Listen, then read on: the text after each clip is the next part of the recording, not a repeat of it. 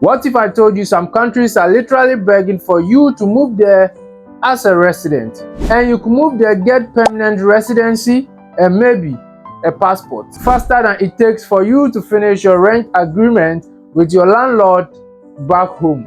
In this video, I'll be revealing 5 countries where getting their permanent residency is much easier than you think.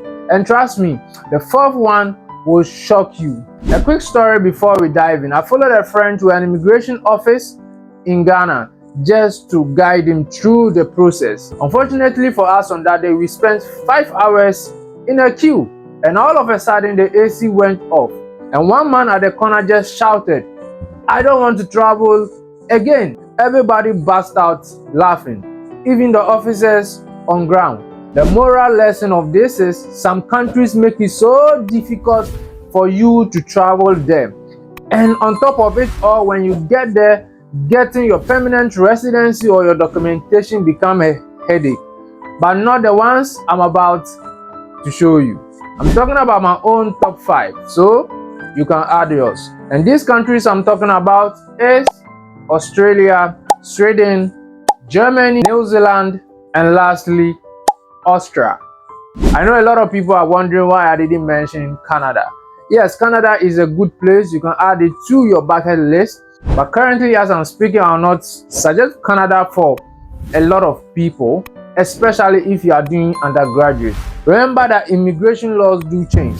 Previously, if it was, let's say, 2023 beginning or even 2024 beginning, I would have suggested Canada for you. But currently, as I'm speaking, Canada is closing their doors. Yep, you heard me right. Canada is closing their doors. If I say Canada is closing their doors, I don't mean that you can't get a visa to Canada. One of the easiest parts to move abroad is through the school route.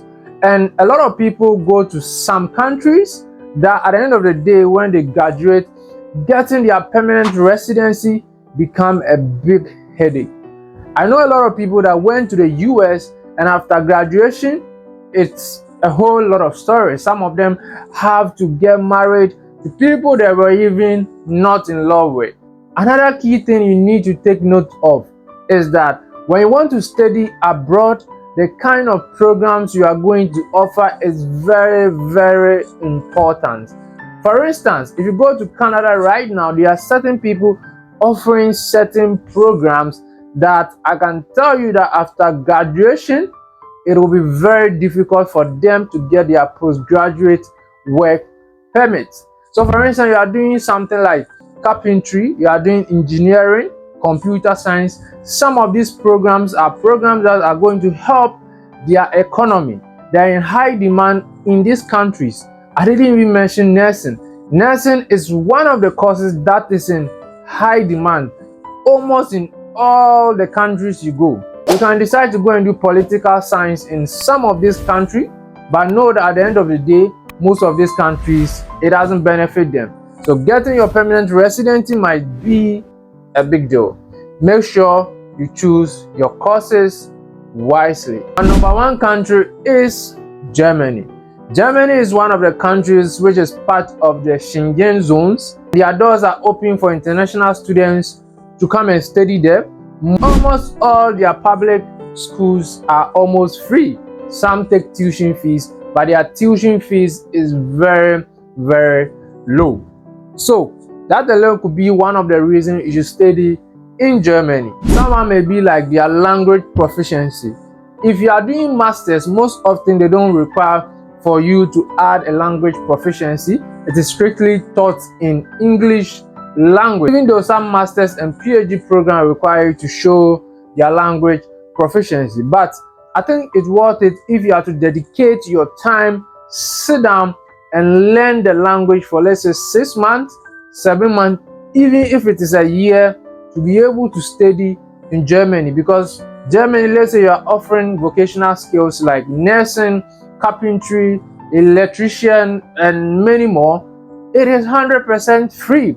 And the bonus part of it is that they are even going to pay you while you study these courses. So it is up to you to decide whether you should choose Germany or not. In Germany, they have 18 months postgraduate working experience. So when you're done with school, you can work for 18 months, and between these months that you are working, at least you should find a job between this period that will lead into your permanent residency.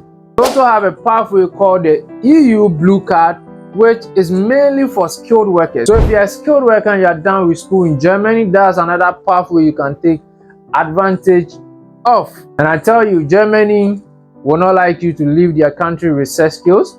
They taught you, they impacted you, they will love for you to stay in their country. So take advantage of it. Number 2 is Austria, and with Austria they also give you 18-month postgraduate work permit.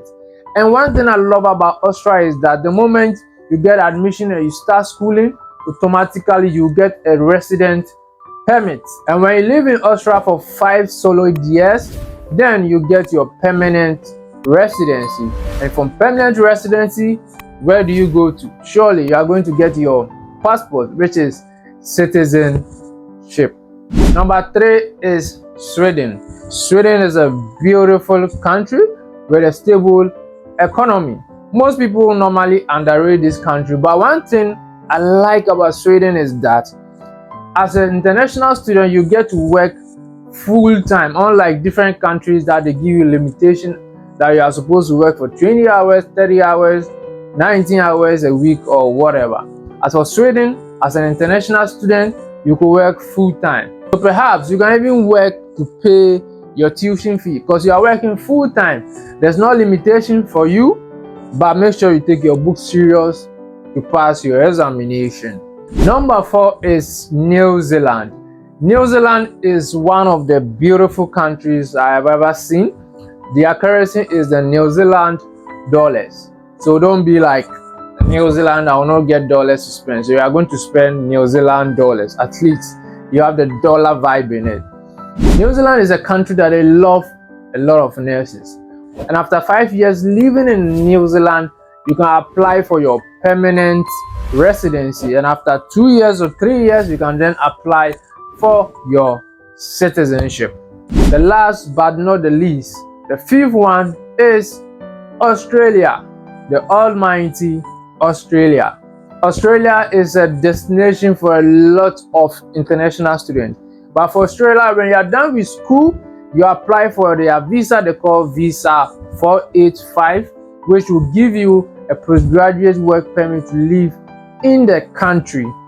They also have a skilled worker visa just like Germany, which is subclass 189 and subclass 190. You can also apply for it when you are done with your studies in Australia. For me, that's my top 5 and I'm suggesting it for you. You can also do a research on the countries I just mentioned. If you find value or you learn something in this video, smash the like button and leave a comment in the comment section. Let me know which country you want to study in and why. Anyway, which way, this is the Jacob Junction, where we simplify immigration into simplicity for you to understand vividly whatever we are talking about. Remember to subscribe. I'm out.